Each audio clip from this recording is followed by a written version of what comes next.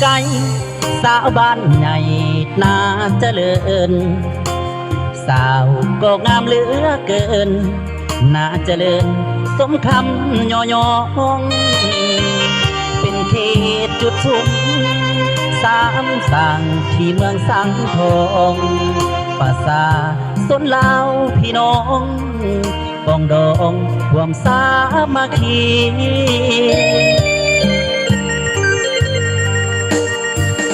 อายมาพบเห็น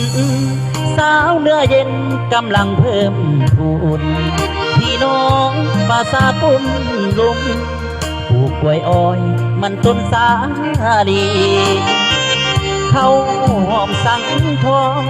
ของน้องก็สวยงามดีสมเป็นกุลาสตรีดังที่พี่ควันเมืองสังทองอายฝากหักน้องเนื้อทองผู้งามโสภา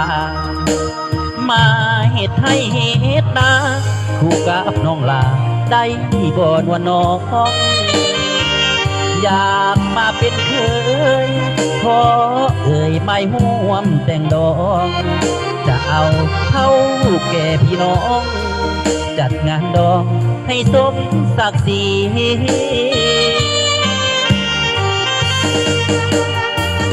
น้องสาวบ้านใหญ่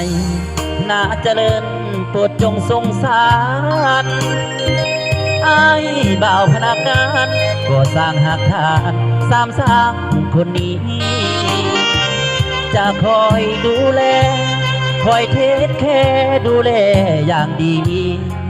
สร้างหักห่วมน้องคนดีสร้างบ้านใหญ่แห่งนี้ให้มีความเจริญ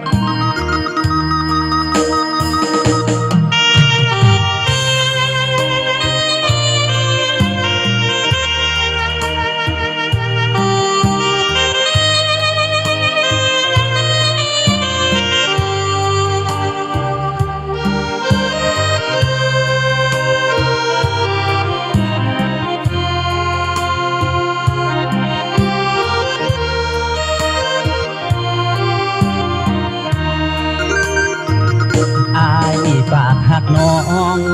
เนื้อทองผู้งามโสภามาเหตุไทยเหตุนา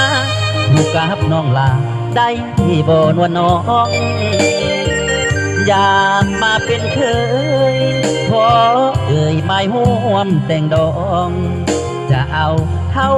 แก่พี่น้องจัดงานดองให้สมศักดิ์ศรี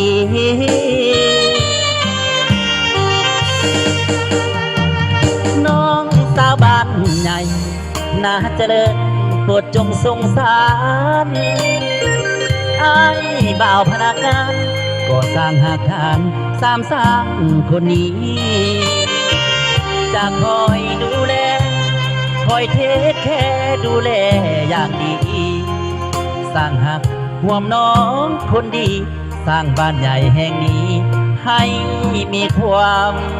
เจริญ